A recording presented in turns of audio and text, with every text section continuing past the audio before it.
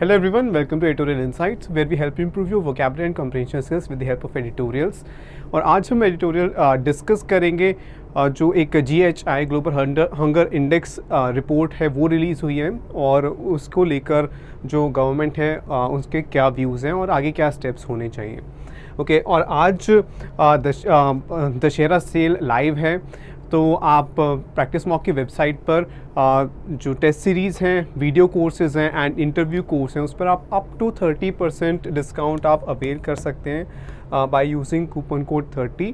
तो 30% तक discount available है। आप चेक करें different test series, video courses and interview course. So जो आज हम एडिटोरियल डिस्कस कर रहे हैं वो है methodology of global hunger index has been rightly criticised. उसकी मेथोडोलॉजी क्या होता है, किसी भी चीज़ को करने का कोई तरीका, क्या प्रोसेस फॉलो किया जाएगा। तो जिस तरीके से वो इंडेक्स कैलकुलेट किया जाता है उसको लेकर क्रिटिसिज्म किया गया है कि उसका जो मेथड है, जो प्रोसेस है वो सही नहीं है। जो जहाँ पर वो सर्वे किया गया है जितने लोगों पर, ठीक है, उसमें किन फैक्टर्स को कंसिडर किया जाता है स्कोर या रैंकिंग अचीव करने के लिए, तो उसको लेकर उसको क्रिटिसाइज़ किया गया और वो सही है, उसका क्रिटिसिज्म ये है। But conversation must go on, लेकिन हमें यहीं तक नहीं रुकना, हमें इसके आगे बढ़ना है। तो ये इसका एडिटोरियल का टाइटल है। तो क्विकली आपको रीड करना है, पैसेज के एंड में एक वोकैब बेस्ड क्वेश्चन है वो अटेम्प्ट करना है और फिर हम डिस्कस करते हैं।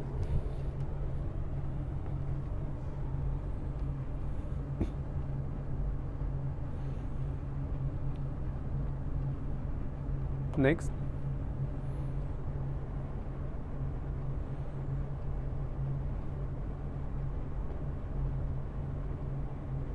नेक्स्ट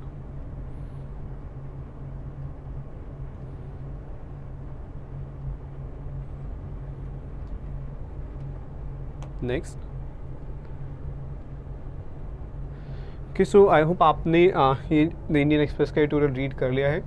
अब हमें प्रेसिपिटेट एक वर्ड यूज़ हुआ है इस एडिटोरियल में, तो उसका हमें क्लोजेस्ट मीनिंग बताना है। तो repose, induce, thought, cease and cease, ठीक है, ये 5 वर्ड्स हैं। इनमें से कौन सा वर्ड है जो इससे सिमिलर है, क्लोजेस्ट है प्रेसिपिटेट के। तो इसका आंसर हम डिस्कस करेंगे पैसेज के बाद।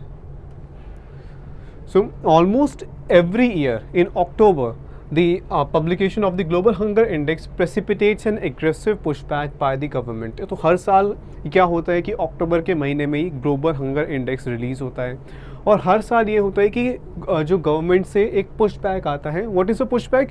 कोई एक नेगेटिव रिएक्शन, कोई रिस्पॉन्स। तो जब भी ग्लोबल हंगर इंडेक्स रिलीज़ होता है तो उसमें इंडिया को बहुत नीचे रैंक किया जाता है, पिछले कुछ टाइम से किया जा रहा है लगातार।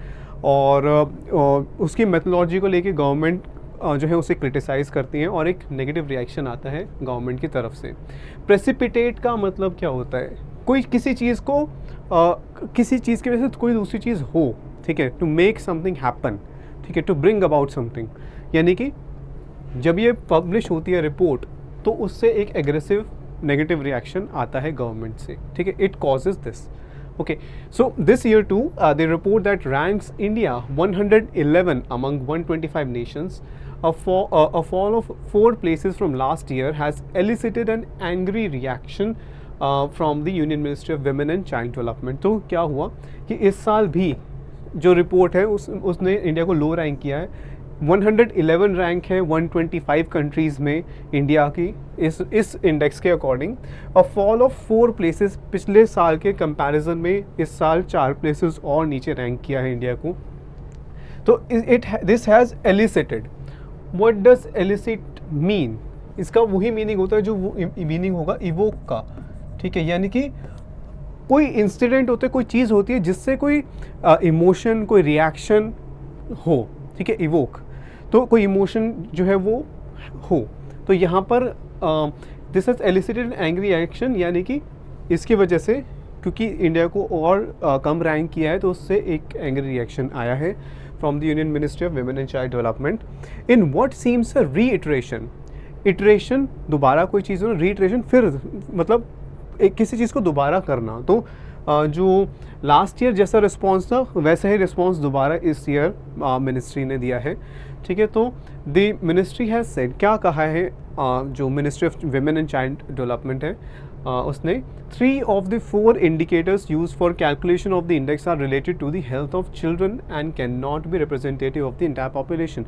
तो जो 4 इंडिकेटर्स जो इस इंडेक्स में, इंडेक्स क्या होते हैं कि आप किसी स्पेसिफिक जो है पर्पस के लिए आप डेटा कलेक्ट करते हो, जैसे कि न्यूट्रिशन, अगर न्यूट्रिशन लेवल हमें पॉपुलेशन में देखना है तो उसके लिए आप कुछ देखते हो कि कौन कौन से इंडिकेटर्स है जो न्यूट्रिशन को रिप्रेजेंट करते हैं, और फिर आप उन इंडिकेटर्स को आप जो है सर्वे करते हो, आप उसके बारे में इंफॉर्मेशन कलेक्ट करते हो और फिर आप उसके बेसिस पे एक इंडेक्स बनाते हो जिसमें आप रैंक करते हो स्टेट्स को, कंट्रीज़ को। ओके, तो यहाँ पर जो 4 इंडिकेटर्स इस जो इंडेक्स है उसमें यूज़ हो रहे हैं, उसमें से 3 जो हैं वो कहा गया है कि वो कैसे हैं, they are related to health of children, children की हेल्थ को रिप्रेजेंट करते हैं। ठीक है, और उससे हम ये नहीं कह सकते कि ये पूरी पॉपुलेशन को रिप्रेजेंट कर रहे हैं क्योंकि वो फोकस है चिल्ड्रन पे। The fourth and most important indicator estimate of the proportion of the undernourished population is based on an opinion poll conducted on a very small sample size of 3000। और जो fourth indicator जो सबसे important है अगर हम hunger index की बात करें तो वो किस पे डिपेंडेंट है, वो हमें बताता है कि पॉपुलेशन में कितने % लोग अंडर नरिश्ड हैं यानी कुपोषित हैं। तो उसमें ये सिर्फ एक ओपिनियन पोल के बेसिस पे एक सर्वे कराया गया 3000 जिसमें पार्टिसिपेंट्स थे, 3000 का सैंपल साइज़ था और उसके बेसिस पे ये जो है ये रैंकिंग बनाई गई है। तो ये क्रिटिसिज्म है ministry of women and child development का कि 3 फैक्टर सिर्फ चिल्ड्रन की हेल्थ पर फोकस करते हैं और जो 4th फैक्टर है जो बहुत इंपॉर्टेंट है उसमें सिर्फ 3000 पार्टिसिपेंट्स हैं, उनका ओपिनियन पोल कराया गया है। तो इसलिए इसको क्रिटिसाइज़ किया है गवर्नमेंट ने। Scholars have also argued that the GHI is a poorly design measure of hunger, और स्कॉलर्स भी जो एक्सपर्ट्स हैं उनका भी यही कहना है कि जो ये इंडेक्स है ये बहुत ख़राब तरीके से डिज़ाइन किया गया है, ये सही नहीं है। सच क्रिटिसिजम्स आर वैलिड, और ये बिल्कुल सही क्रिटिसिजम्स हैं गवर्नमेंट के भी एंड जो एक्सपर्ट्स ने भी कहा, but they should not divert policy makers attention from the persistent problem of poor food intake. लेकिन ऐसा नहीं होना चाहिए कि क्योंकि ये इंडेक्स में इशू है, इसके जो मेथडोलॉजी है उसमें फॉल्ट्स हैं, तो इसका मतलब ये नहीं कि हम फोकस नहीं करेंगे जो न्यूट्रिशन है उस पर। तो हम पॉलिसी मेकर्स की अटेंशन होनी चाहिए कि कैसे ये जो पुअर फूड इनटेक है, क्योंकि ये फैक्ट है कि पुअर फूड इनटेक है, रैंकिंग को लेकर बहुत डिबेट हो सकती है लेकिन अंडर न्यूट्रिशन है पॉपुलेशन में। ठीक है, तो उसको एड्रेस करना चाहिए। अब परसिस्टेंट क्या होता है, कोई चीज़ परसिस्ट करी यानी कि वो काफ़ी लंबे टाइम से चली आ रही है और अब भी एग्जिस्ट करती है। तो ये प्रॉब्लम इंडिया में है, पहले से है काफ़ी टाइम से अंडर न्यूट्रिशन की, एंड उसको एड्रेस करना ज़रूरी है। ठीक है, okay, so under nutrition is one of the bleak spots of India's development story. तो अब इंडिया के अगर जो डेवलपमेंट स्टोरी कैसे इंडिया ने जब इंडिपेंडेंस गेन की, ठीक है, तो उसके बाद कैसे इंडिया ने तेज़ी से ग्रो किया, स्पेशली 90s के बाद, तो उसमें एक ब्लीक स्पॉट है। ब्लीक होता है जिसमें होप ना हो, डार्क कह सकते हैं हम, ठीक है, होपलेस या लैकिंग होप। ओके, तो ऐसा स्पॉट है अंडर न्यूट्रिशन, क्योंकि इसको अभी तक हम पूरी तरह से ख़त्म नहीं कर पाए हैं। The National Food Security Act 2013 made it incumbent on the state to provide basic cereals and grains to ensure that people do not go hungry। अब यहाँ पर National Food Security Act 2013 में लाया गया था जिसके अंडर एक लार्ज सेक्शन है पॉपुलेशन का जिन्हें फ्री फूड ग्रेन्स वो प्रोवाइड किए जाते हैं तब से। तो उसमें उस एक्ट ने क्या किया, it made it incumbent on the state. Incumbent, when you make something incumbent on someone, ठीक है, तो इनकम्बेंट ऑन, फिर उसके बाद कोई पर्सन होगा, कोई ऑर्गेनाइजेशन होगा, तो वहाँ पर इनकम्बेंट का मतलब होता है कंपल्सरी कर देना, मैंडेटरी कर देना। तो इस लॉ ने ये मैंडेटरी कर दिया कि जो गवर्नमेंट है, स्टेट मतलब यहाँ पर गवर्नमेंट, किसी राज्य की बात नहीं हो रही, स्टेट मतलब जो गवर्नमेंट है, सेंट्रल गवर्नमेंट, तो state to provide basic cereals and grains to ensure that people do not go hungry. तो ये गवर्नमेंट की रिस्पॉन्सिबिलिटी है कि बेसिक जो सीरियल्स हैं, बेसिक जो ग्रेन्स हैं, ठीक है, वो गवर्नमेंट की रिस्पॉन्सिबिलिटी है प्रोवाइड करना। ओके, तो अब यहाँ पर इनकम्बेंट एक इंटरेस्टिंग वर्ड है क्योंकि इसका एक और मीनिंग भी है, ठीक है। एक तो हमने देखा इनकम्बेंट का मतलब होता है टू मेक समथिंग कंपल्सरी, ठीक है, कंपल्सरी। और ये जब ऐसे यूज़ होता है ना, make something incumbent on someone, तब इसका मतलब होता है मैंडेट, कंपल्सरी या मैंडेटरी। लेकिन एक होता है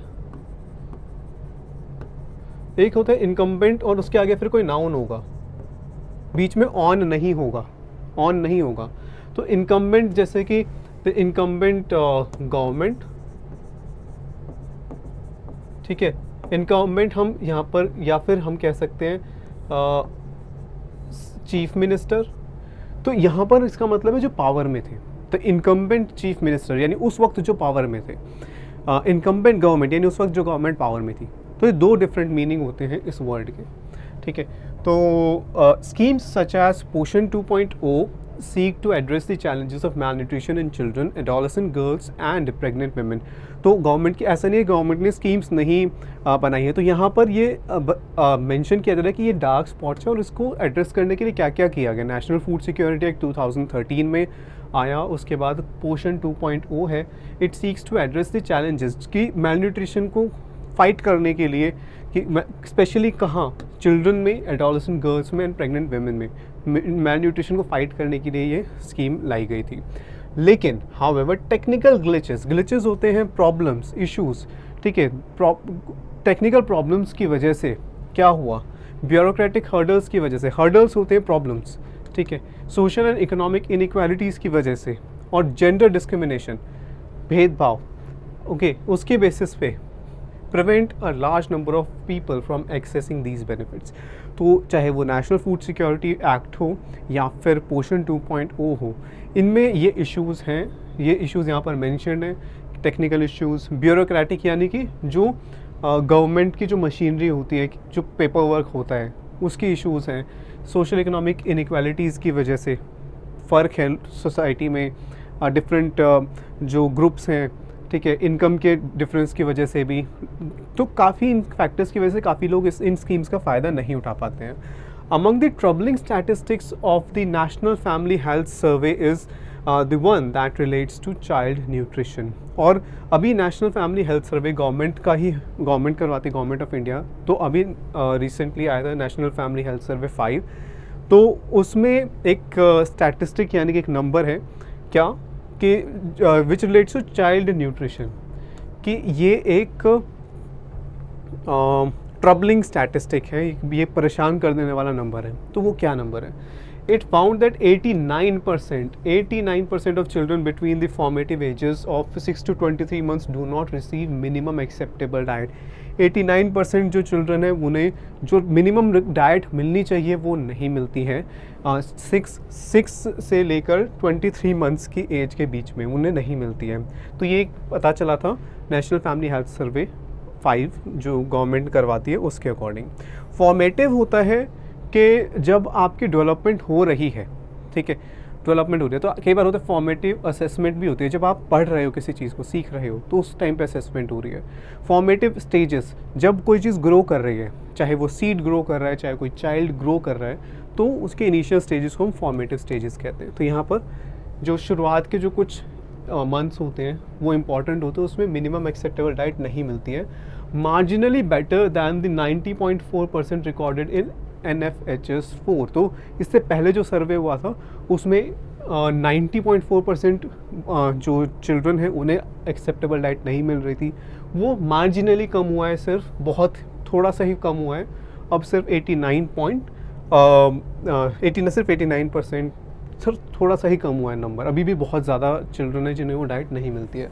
the survey also flagged high rates of anaemia across large section. Flag करना होता है कि आप किसी चीज़ की तरफ ध्यान लेकर जाते हो। तो सर्वे हमारा ध्यान लेकर जाता है किसकी तरफ? High rates of anaemia across large sections. Anaemia होता है कि जो आयरन के जो डेफिशिएंसी होती है ब्लड में, तो एनीमिया। तो children below 6 years, adolescent girls and boys and women between 15 to 49 years, तो ये इन एज ग्रुप्स या इन जो पॉपुलेशन के ये जो ग्रुप्स हैं, इनमें बहुत ज़्यादा एनीमिया के केसेस हैं। और ये जितने भी ग्रुप्स मेंशन्ड हैं, तो ये भी हाईलाइट किया इस सर्वे ने। In recent years scholars have directed attention to the limitations of calorie intake centred approaches. अभी तक क्या होता था कि एक कैलोरी बेस्ड अप्रोच फॉलो की जाती थी, जिसमें ये होता था कि रूरल एरियाज़ में इतनी कैलोरीज एक पर्सन को कंज्यूम करनी चाहिए, अर्बन एरियाज़ में इतनी कैलोरीज पर डे कंज्यूम करनी चाहिए, लेकिन उसमें सिर्फ कैलोरीज पर फोकस था, न्यूट्रिशन पर फोकस नहीं था कि कौन से वाइटामिन्स, ठीक है, या कार्बोहाइड्रेट्स, फैट्स, शुगर्स, ठीक है, इन सब के ऊपर कि क्या रेशो होना चाहिए इन सब का, माइक्रो न्यूट्रिएंट्स, मैक्रो न्यूट्रिएंट्स, तो ये इन सब के ऊपर कोई फोकस नहीं था, सिर्फ कैलोरीज पर फोकस था। तो उसके लिमिटेशन ये स्कॉलर्स ने इसकी तरफ ध्यान दिलाया कि ये जो अप्रोच है कि सिर्फ कैलोरी पर फोकस करना, वो सफिशिएंट नहीं है। They have underlined the importance of addressing vitamin and micro nutrient deficiency and alerted policy makers to the importance of women's empowerment. उन्होंने ये कहा है कि सिर्फ कैलोरी सफिशिएंट नहीं है, कौन से वाइटामिन्स, कौन से माइक्रो न्यूट्रिएंट्स, ये सब जो है अब मिलने चाहिए डाइट में, इस पर भी फोकस होना चाहिए, तभी हम मैल न्यूट्रिशन को एड्रेस कर सकते हैं, उससे फाइट कर सकते हैं। और इसी में ही बहुत बड़ा रोल है विमेंस एम्पावरमेंट का, महिलाओं के सशक्तिकरण का। Conversations on nutrition could become richer with more granular data. What is granular? ठीक है, अब यहाँ पर जैसे कोई भी डेटा है या कोई भी हमारे पास फैक्ट्स हैं, तो ग्रेन्युलर मतलब कि बहुत ज़्यादा स्मॉल डिटेल्स है हमारे पास, ठीक है। अगर या तो हमारे एक तरफ अगर हम कहें कि हमारे पास सिर्फ जो मेन पॉइंट्स हैं वो हैं, दूसरी तरफ हमारे पास बहुत डिटेल में डेटा है किसी चीज़ के बारे में, तो हम कहेंगे हमारे पास ग्रेन्युलर डेटा है। तो ये ग्रेन्युलर डेटा मीन्स कि बहुत ज़्यादा इन डेप्थ हमारे पास डेटा है। तो यहाँ पर है कि ये न्यूट्रिशन के बारे में जो कॉन्वर्सेशंस हो रही हैं, ये और ज़्यादा कैसे होंगी अच्छे से, जब हमारे पास और ज़्यादा डिटेल में डेटा होगा, ठीक है। किस पर डेटा होना चाहिए? ऑन। अच्छा, तो अब डेटा के साथ हम ऑन यूज़ करें कि इस सब्जेक्ट पे, ठीक है। तो ऑन यूज़ होता है जब हम कहते हैं data on this, data on employment, ठीक है, डेटा ऑन स्पेंडिंग, एक्सपेंडिचर, ये सब। तो हाउस होल्ड कंजम्पशन पर डेटा हमें चाहिए। However the city has not had any official estimate. ऐसा होना तो चाहिए, लेकिन ठीक है, यहाँ से हाउएवर है। अब हाउएवर कंट्रास्ट शो करता है, तो यहाँ पर मेंशन था कि ऐसा होना तो चाहिए, लेकिन अभी तक क्या हो रहा है कि the country has not had an official estimate on per capita in house hold spending in more than 10 years. 10 साल से ज़्यादा हो गए हैं, लेकिन अभी तक जो है ये गवर्नमेंट की तरफ से ये डेटा अवेलेबल नहीं है। कौन सा? Per capita house hold spending, कि पर पर्सन कितना पैसा खर्च कर रहा है, ठीक है। तो ये जो इसके जो डेटा है वो हमारे पास अभी तक नहीं आया, क्योंकि सर्वे कंडक्ट नहीं हुआ है पिछले 10 साल में। The government junked the consumer expenditure surveys of 2017 to 18 and the results of CES 2022 are not yet public. तो क्या हुआ? जंक मतलब कि किसी चीज़ को कैंसिल कर दिया इस सर्वे को, ठीक है। और 2017 से 18 तक, और जो भी लेटेस्ट सर्वे उसके रिजल्ट्स हमारे पास नहीं है। तो काफ़ी लंबे टाइम से हमारे पास डेटा नहीं है कि कितना एक्सपेंडिचर लोग कर रहे हैं, फूड आइटम्स पे कितना स्पेंड कर रहे हैं, हेल्थ पर कितना स्पेंड कर रहे हैं। तो ये सब डेटा हमारे पास नहीं है। तो यहीं पर यह है कि आर्ग्यूमेंट तो दी गई है कि होना चाहिए, पर नहीं है। This centre is right in critiquing the GHI। और जो गवर्नमेंट है यहाँ पर ये सपोर्ट करे कि द गवर्नमेंट इज़ राइट कि in criticizing the GHI। What is critic?